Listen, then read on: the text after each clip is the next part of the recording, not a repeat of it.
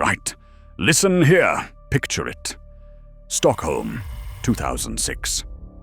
A young man in his 20s slams the accelerator of his brand new Ferrari, the engine howling through quiet suburban streets. He's rich, retired, and supposedly living the dream. Yet behind the wheel, Daniel Ek feels nothing. No thrill, no freedom, just an emptiness gnawing at him. You see, at 23 years old, Ek had already sold his tech ventures for millions. He had the cars, the gadgets, the flat full of expensive nonsense. He had retired before most of us even worked out how to pay rent on time. But instead of enjoying his riches, he was drowning in boredom. The kind of boredom that money can't fix. I mean, good grief. Some of us would be happy just to fix the boiler without taking out another loan. And here's where the story flips. Out of that failed retirement, out of one man's sheer restlessness, came an idea that would turn the entire music industry upside down. A legal Napster. Instant access to every song in the world. Free for some, paid for others. Ridiculous at the time, revolutionary in hindsight. But don't go thinking it was easy. Oh no. Ek's little spark of inspiration dragged him into brutal battles with record labels, hundreds of investor rejections, near bankruptcy, and so much stress he lost all his hair. The Ferrari gave him speed, but Spotify nearly drove him bald. Today, Spotify is a $78 billion behemoth, pumping $10 billion a year back to music rights holders, dominating podcasts and influencing what billions of us listen to every single day. So buckle up. This is the tale of Daniel Ek's failed retirement that changed music forever. Hit that subscribe button now, because what happens next is as mad, messy, and bloody entertaining as business stories get. Daniel Ek wasn't born with a Ferrari key in his hand. No, his story starts in a small Stockholm suburb in 1983, where the closest thing to luxury was probably a reliable radiator. He was a shy, skinny kid, the sort of boy other children might overlook entirely. By the age of 5, while most kids were busy smashing toy cars into the skirting board, he was teaching himself to code. Not in some posh university lab, but on the family computer. Hours spent poking around, tinkering with programs, and breaking things he'd then have to fix. That curiosity would become his superpower. By 13, he'd launched his first business. Using his school's computer lab, because why not use free electricity, he built websites for local companies. Think about that. Most teenagers that age are just figuring out how to hold a conversation without squeaking. Ek was billing actual clients, and not for pocket money. He was earning more than his teachers, which, considering the state of teacher pay even now, isn't saying much, but still. Then came the real turning point. At just 14 years old, Daniel made so much freelancing online that he dropped out of high school. Meanwhile, the rest of us were still memorizing pointless equations about train speeds that never once helped in real life. By his late teens, he wasn't just freelancing. He was building companies. He took a stake in Stardoll, a bizarre little online platform where kids could dress up virtual dolls. Sounds daft, doesn't it? But it exploded. And when Ek sold his part of it in 2006, he was only 23 years old, and suddenly sitting on millions. This is the bit where most business stories would end in applause. Child prodigy, early success, fortune secured. But Daniel didn't strut into boardrooms like some mini Steve Jobs. He did what every young bloke with too much money and not enough sense dreams of doing. He retired. He bought fast cars, filled his flat with guitars and gadgets, and convinced himself that leisure was the reward for all those sleepless nights coding. Except it didn't last. Because while the money piled up, the purpose evaporated. Retirement at 23 wasn't paradise. It was a prison. And if you ask me, this is where the lad showed his true colors. Because plenty of people would have coasted forever, sipping cocktails and posting photos of their Ferraris. But Daniel Ek couldn't stomach it. Something was missing. Something that no amount of gadgets or guitars could fill. What he didn't yet know was that his boredom was about to collide with one of the biggest crises in modern music. Piracy had gutted the industry, artists were being paid peanuts, and labels were desperate. Into that chaos walked a restless, bald-headed Swede with too much time on his hands. And that, my friends, is where the story really starts. For a short while, it was exhilarating. He was living it up. And then, silence.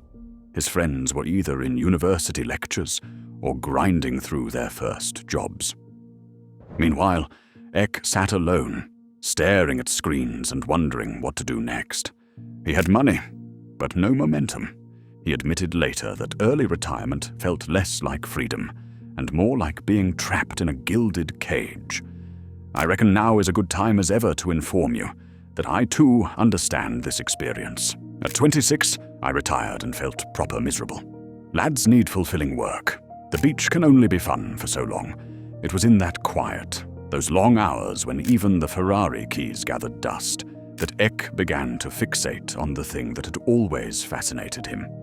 Music, not playing it. He was no rock star, but the way technology could deliver it. The mid-2000s were a mess for the industry. Napster had been shut down, but piracy still raged. People were downloading songs off LimeWire and Kazaa like there was no tomorrow, and record labels were bleeding money faster than they could sue teenagers for it. CDs were dead, iTunes was clunky, and nobody had figured out how to make digital music feel effortless and legal. Eck saw the chaos for what it was, an opening, and unlike the corporate suits stuck mourning the death of physical albums, he had nothing to lose. His failed retirement, those empty days and lonely nights, wasn't a dead end after all. It was the spark that convinced him he couldn't just buy his way into happiness. He'd have to build it. And so, in the ashes of a retirement gone wrong, Daniel Eck began sketching the outlines of an idea that most sane people thought was impossible. A music platform, so smooth, so instant, that it could compete with piracy. He didn't know it yet, but this was the first step toward Spotify. By 2006, Daniel Eck chose to immerse himself in something ridiculous. The problem in front of him was colossal. The music industry was in freefall. Piracy wasn't just common, it was the default. Teenagers had entire hard drives stuffed with illegally downloaded songs, and no one was paying for anything. Record labels tried to sue their way out of the mess, taking kids and even parents to court, but it was like bailing out a sinking ship with a teacup. Most people saw the collapse as irreversible, but Eck, with his restless mind and an engineer's stubbornness, wondered if the solution wasn't punishment, but convenience. What if you could make listening to music legally easier than stealing it? Click, and the song plays instantly. No downloads, no viruses, no FBI warnings, just music. It sounded insane at the time. Streaming wasn't mainstream, and broadband connections were too slow in many places to make it seem realistic. Yet Eck was obsessed. He wanted an experience so fast it felt like piracy. But with one key difference. The artists and labels actually got paid. He couldn't do it alone, of course. Enter Martin Lorentzon, a Swedish entrepreneur who had already made his fortune with an advertising company called Trade Doubler. Lorentzon had money, industry contacts, and a personality loud enough to match Eck's quiet determination. Together, they started sketching out what would become Spotify. The task at hand was a proper challenge. Convince record labels, who despised technology companies at this point, to hand over their entire catalogs. Then convince users, who were used to getting everything for nothing, to pay for convenience. It was, in Eck's own words, a stupid idea. And almost everyone agreed. Over 100 investors turned him down flat. Some laughed him out of the room. Others told him the labels would never agree. And honestly, they had a point. The music business was notorious for crushing outsiders. And here was a 23-year-old Swede, promising to save them all with a product that didn't exist yet. The pressure was immense. At one stage, the stress of negotiations and constant rejection became so severe that Eck lost all his hair. A young man, barely out of his 20s, already looking like he'd been through a lifetime of battles. Retirement hadn't aged him, but Spotify was already starting to, and yet he pressed on. By October 2008, after 2 years of development and endless backroom pleading, Spotify launched its beta in Europe. The app was lightning fast, smoother than iTunes, and shockingly addictive. Within 2 years, it had 1 million users. Of course, success on paper didn't mean survival. Without full support from the labels, Spotify was still a house of cards, and that battle, convincing the old guard to let go of their catalogs, would become the fight of Eck's life. If you thought building Spotify was tough, getting the music industry to actually play along was a different beast entirely. Daniel Ek could code his way to a sleek platform, but without licenses, Spotify was just another fancy toy destined to collapse. And record labels, they weren't exactly known for being warm and cuddly.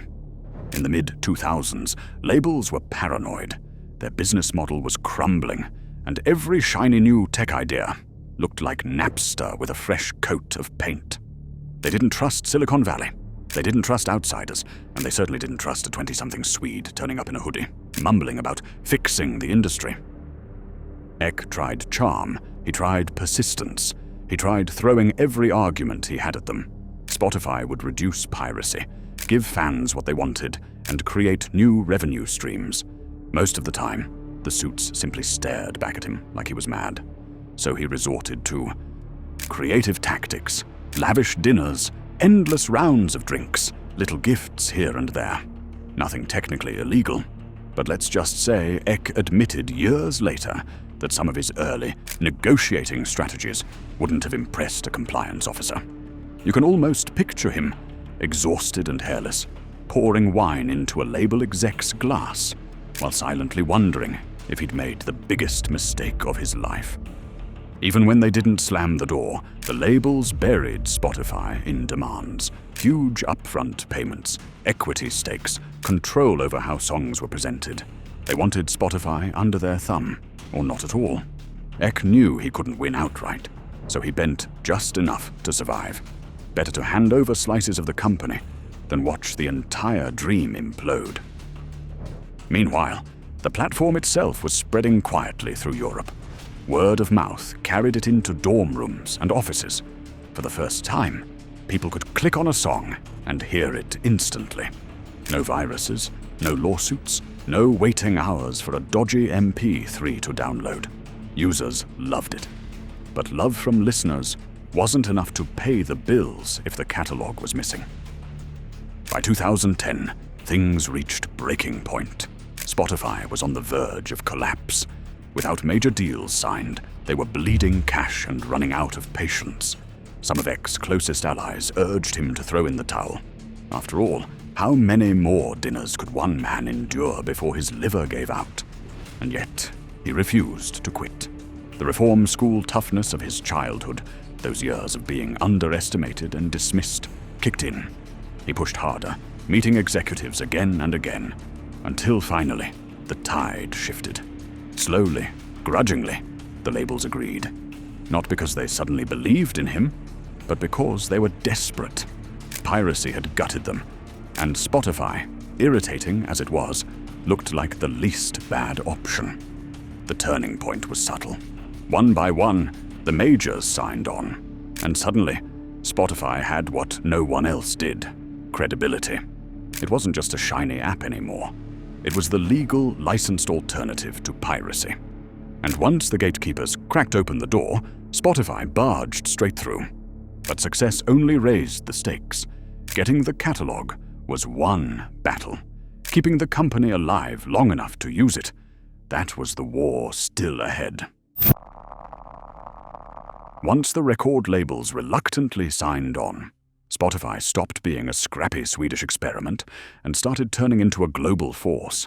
The European beta had already shown people were hooked, but the true test was America, the graveyard for so many foreign tech companies.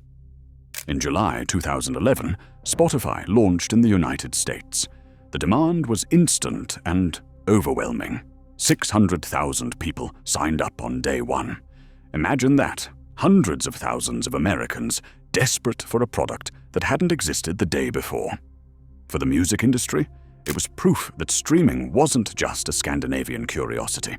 It was the future. Growth snowballed. By 2014, Spotify had 10 million paying subscribers. By the time it went public in 2018, that number had multiplied several times over. And today, as of mid-2025, Spotify commands nearly 700 million monthly users and 276 million paying subscribers across 184 markets. For a company most investors once laughed out of the room, that's not bad going. But global domination brought new headaches. The first was money, or rather, the lack of it. Spotify's model was brutally simple: collect subscription fees and ad revenue, then hand over roughly 70% of it to rights holders. That meant razor-thin margins. For years, they operated at a loss, bleeding billions even as subscriber numbers soared. It wasn't until 2024, nearly 2 decades after X failed retirement, that Spotify finally reported a full-year operating profit. The second headache was artists. As the company grew, musicians began to notice that while Spotify was paying labels billions, their own slices were miserably small. The per-stream payout often worked out to a fraction of a cent, barely enough to buy a packet of crisps.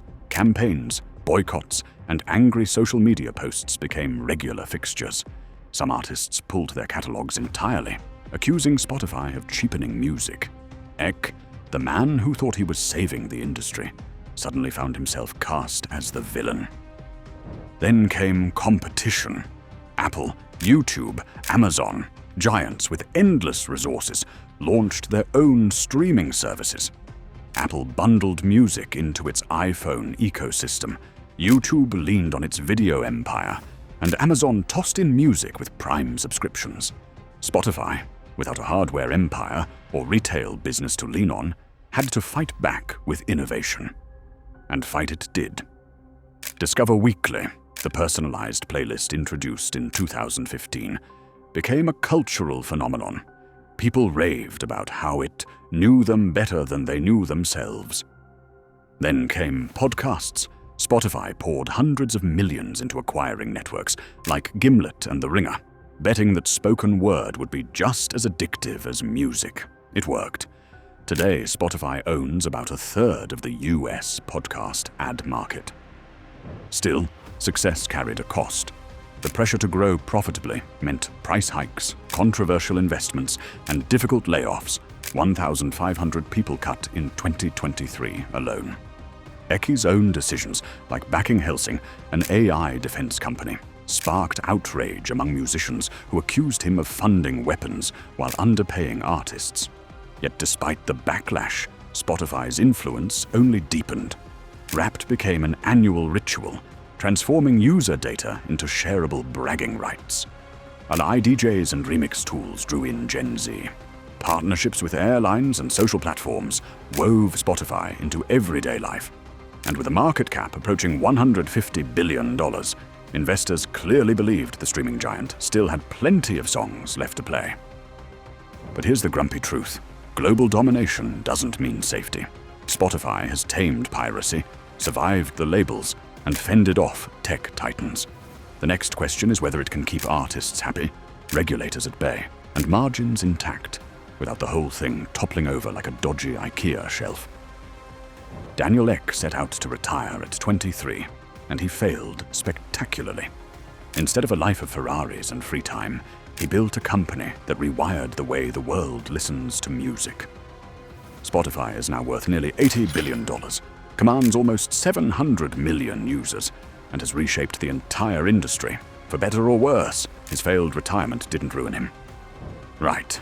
Well, that's Daniel Ek for you. A bloke who couldn't sit still and accidentally changed music forever. Hit that subscribe button, won't you? Because there are plenty more strange business tales where this one came from. Bah, humbug.